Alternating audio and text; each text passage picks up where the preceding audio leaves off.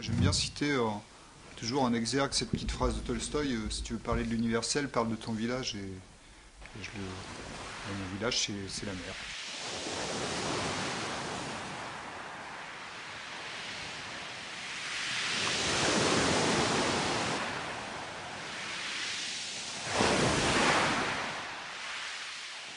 L'élément marin, c'est quand même, ça reste un des derniers, je dirais un des derniers lieux sur Terre où on puisse vraiment se confronter à la réalité de la nature. En plus, la thématique du voyage, l'invitation au voyage qui est revendiquée, puisque c'est aussi ça qui me motive. Bon, je parle de l'univers marin parce que c'est un univers que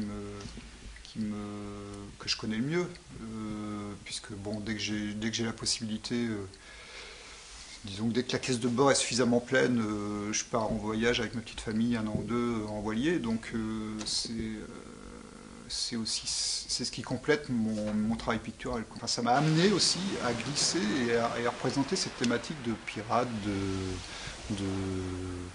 d'un univers vraiment lié à mon enfance, quoi, lié aux lectures de Stevenson et autres.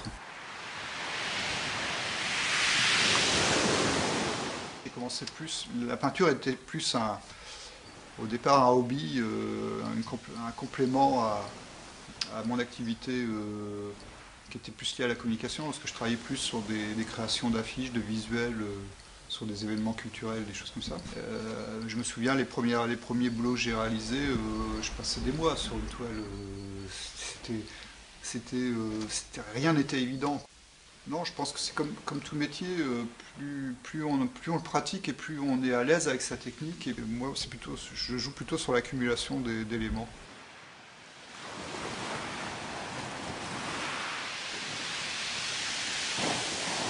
Ma démarche elle reste très instinctive. Hein. Je vais pas, j'ai pas un discours conceptualisé autour de mon fonctionnement. Je travaille à l'acrylique, c'est déjà un matériau qui sèche très rapidement, mais là ça permet encore d'accélérer le processus et de révéler encore plus vite ce que je ressens. Et le fait de travailler sur ces toiles libres, ça me permettait de complètement m'évader de ce formatage et de vraiment être plus en phase avec l'esprit pictural que j'amenais sur ces supports, lié au voyage, à l'évasion, à la liberté. Le fait d'avoir ce support au sol, quelle que soit la taille de la toile, ça permet de livrer beaucoup plus ce qu'on a en soi que d'aller poser une petite touche. J'ai vraiment cette sensation-là d'être plus libre sur ce support-là. Par contre, sur les structures, entre autres carbone, c'est une démarche qui est différente, puisque là, comme vous l'avez vu à l'extérieur, les éléments de carbone que je récupère, ils sont peints, ils sont enduits aux couleurs du sponsor, il y a des épaisseurs d'enduit époxy qui sont vraiment très importantes.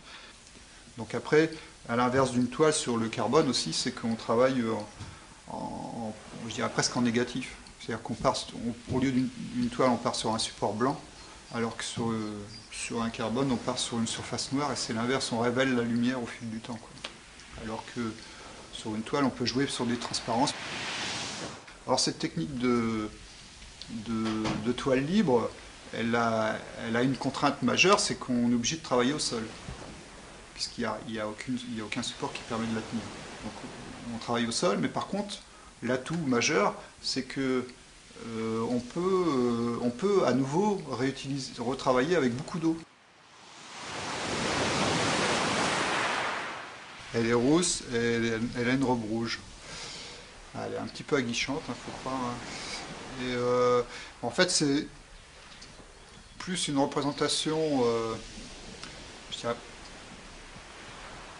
ça renferme pas mal de choses, mais avant tout, c'est une astuce picturale. Si elle était brune ou blonde, ça aurait été moins visible par rapport aux tonalités que j'utilisais en fond. Aussi par goût, parce que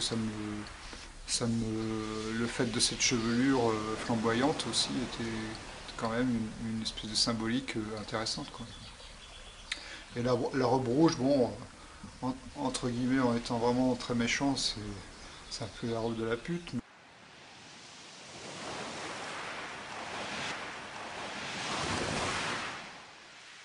Tout le travail sur les cachalots, on retrouve des éléments de Moby Dick, de Melville, mais on peut aussi trouver des fragments de texte d'autres écrivains. Bon, à de rares occasions, j'ai aussi des fragments de texte qui sont de mon ressort, mais bon, généralement, je me cantonne au titre clin d'œil ou